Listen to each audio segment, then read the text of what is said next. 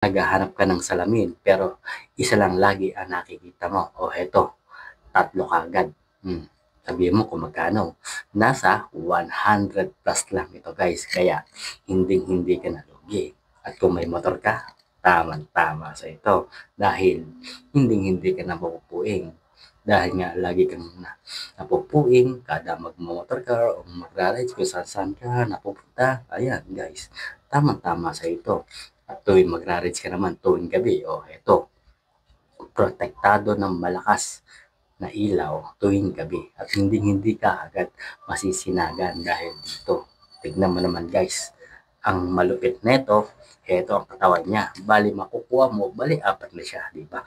O, eto pa guys, dahil magnetic na siya. Sa parehas tagiliran guys, magnetic na yan. At eto ang pinakasuksukan niya guys.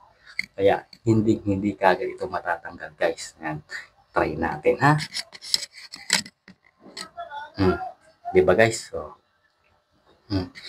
yung mo pa yan. Hindi kagad ito matatanggal guys.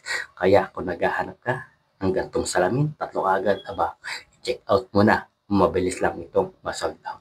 Nasa yellow basket.